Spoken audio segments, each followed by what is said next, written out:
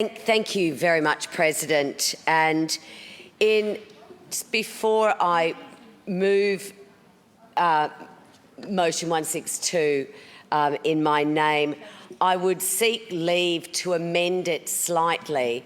And this is the reporting date that was set on this motion at April 2020. I would seek leave to extend that date to August 2020. Is leave granted? Yep, leave granted. Thank you. Now, this motion relates to the petition process that we have in this parliament. And I was very fortunate in the last parliament to be part of the move for this House to move to e-petitions. And what we saw from that was an incredible increase in the number of citizens that engaged in this House through e-petitions. I think the very anachronistic pencil and paper type of petition is something quite foreign to many of our constituents these days, with change.org, etc. So we saw this very big change, and it was a change that, petitions to this House had not really changed since they were introduced in the late 1800s. And the model that we used in the late 1800s really harked back to the first model of petitions that dates back to the 14th century. And so since the 14th century, we've always understood that there is a right for our citizens to petition us. And I think now that is more important than ever. Now we are seeing our citizens lose faith in our governments. Our citizens lose faith even in democracy itself. Our citizens see us as the other.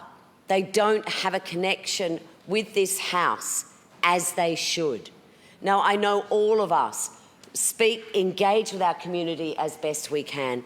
We are out there, and every time I hear members' statements of the times that all of us have really spent wonderful time with our constituents, engaging, listening, bringing those grievances back to this House, whether it's through second reading debates, whether it's through constituency questions, adjournments, whatever. But really the petition is that direct democracy. It's that ability for a citizen to directly speak to this parliament. And it's cherished, and it should be. But I think that we could go further, and that's the heart of this motion, is how we can take the way that we respond to our citizens when they take the time to petition us. I would commend a research paper that's done by the Library Services on e-petitions, and I'd certainly like to commend Caitlin Grover, who is the author of this research paper. It's a very good read. She very succinctly and in great detail looks at what other countries are doing right now in how they respond to their community when their community petitions their parliaments. And I'll speak to how other jurisdictions deal with that at the moment. But if we look at how we deal with it, I suspect all of us during our time in this House have delivered at least one petition, have tabled at least one petition from 10 citizens, 1,000 citizens, 10,000 citizens, 30,000 citizens, that we have delivered that petition. We've brought in sometimes bundles of curled papers, or more recently we've relied on the e-petition process that is operated through our tables office very effectively. However, what happens then? What happens to that petition? What happens? What message do the citizens that either spent the time collecting those signatures or the citizens that purely just signed that petition, what happens? Nothing happens. Nothing happens. I don't know where the petition cupboard is in this parliament. I will find out, but I suspect it's a very big cupboard. I don't know how long we keep them for. But that's pretty much what we do. We pop them in a cupboard. We don't necessarily respond to them. We don't act on them. We let them go. So what this motion is seeking to do, it's seeking to increase the way and change the way we respond to our citizens who petition us. And this motion is actually asking that the Procedures Committee considers how we could best do that. And I can tell you a lot of other jurisdictions have considered this. Even as close to home as Queensland, where when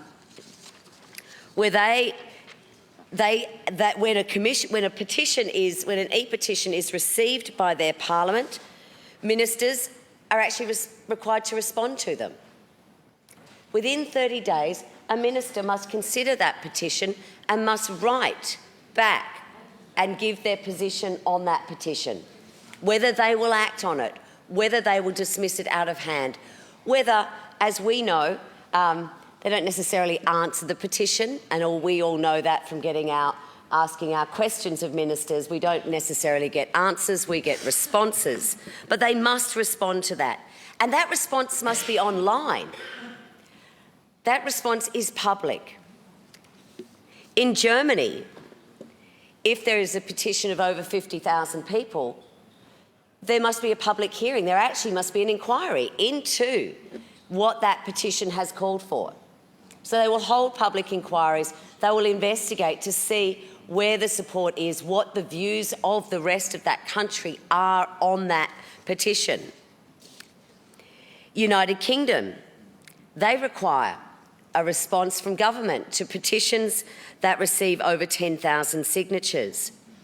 Petitions that receive over 100,000 signatures are considered for debate in Parliament. As I say, trust in our governments is at the lowest it has ever been. The 2020 Edelman Trust Report that just came out earlier this month shows that in Australia, less than 44% of Australians trust government.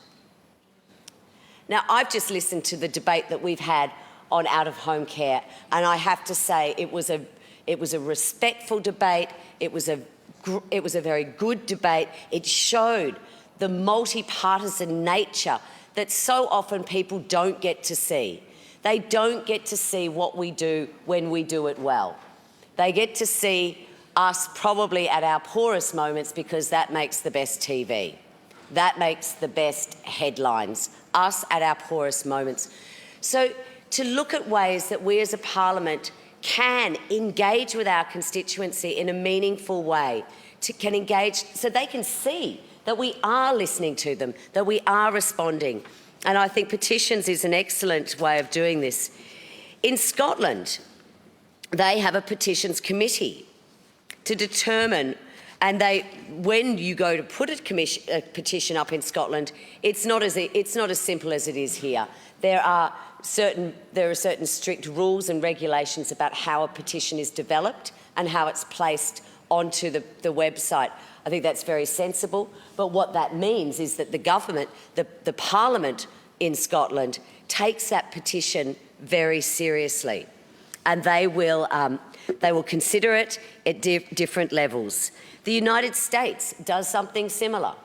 The United States actually sets a rule that the White House must act on a petition if it's over a certain number of signatures.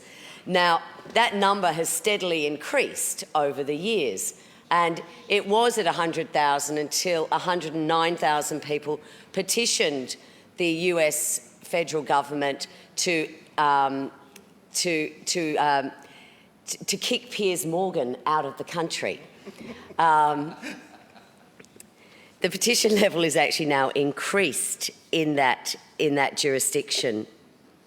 But when we look at e-petitions have been introduced into Queensland, Tasmania, United Kingdom, the United States, Canada, Scotland, Wales, Ireland, Portugal, Germany, Luxembourg, the Netherlands, Finland, the Ukraine, Romania, Latvia, South Korea, the European Union and the Norwegian municipalities. and Victoria as well. Now, what the Tables Office tells me right now is that since the development and the introduction of e-petitions have extended and have expanded and have increased remarkably. What's particularly sad about it, though, is that we as MPs haven't tabled those petitions. So we're actually seeing more petitions going into our parliament, but less of them actually making it onto the floor of this parliament. I think if we changed the way that we responded to our petitions, we would see greater engagement. I think I would certainly be more engaged in a petition if I knew that the minister would need to respond to that. And if I knew that after a certain number of people had signed it, that we would actually debate that in the parliament. Mr Davis has shared some of his thoughts with me on this, and I hope when we get to debate this in greater detail at a later time that we can discuss this. But I'm very pleased to see that Mr Davis and other members in this House have considered where we can go with petitions, how we can engage with our community in a much more meaningful way. You know, particularly our younger constituents, they sign a petition on a daily basis. They're signing a do-good petition. They're signing a change.org petition. They don't understand that none of those petitions make it into our parliament. Now, we have a system for the petitions to make it into our parliament, and I think that's quite right. However, what they probably don't understand is what happens to that petition once it makes it into Parliament. So they're very pleased that that petition has made it into Parliament, but what they're unaware of, and I think that is the absolute flaw in our system, is we do nothing with those petitions. So I think I take up that interjection from Mr Barton. I think it is disrespectful. And I do believe that people don't see government, they don't see our parliament as part of their lives. They see us as something other. They don't see that we impact on their lives every day, when in fact we do. So it behooves us, and we must do what we can. And I think seeing a large crossbench shows the diversity of the community here, and that I think those voices will be further extended and further amplified by changes in the way that we deal with petitions. So this is I think, quite a simple approach, and I would hope that we may actually get to this position without having to go through the full debate on this motion. But I would suggest that, within a certain period of time, a minister must respond to a petition. And everyone, particularly those on the e-petitions, everyone who signed that petition will be notified of that response. That response will go up online. If we get to, petitions that have 50,000, 100,000 type signatures, then maybe we need to consider a different response to that, a different response to the importance that of our community has put into the issue that they are petitioning us to act on. And we can learn from the many other jurisdictions that have been doing this for many years.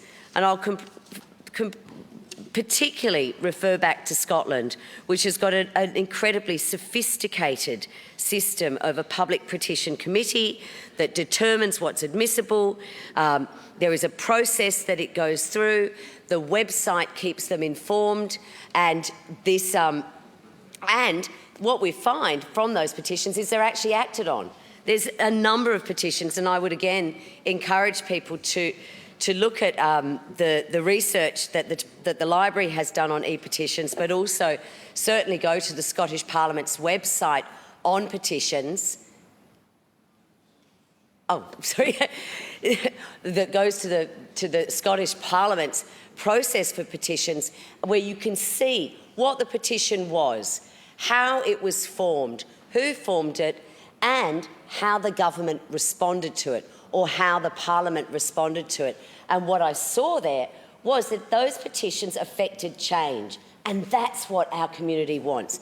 Our community wants to hear that they are being heard. Our community wants to see that they are being heard. And I myself, are told by people, why don't we start a petition? And I certainly think it's a one way to illustrate support for a particular position. But the fact that we have no way of furthering the debate on that position within the parliament, I think is a flaw in our system. Order. Sorry, Ms Patten, I need to interrupt business because now's the time for statements on reports.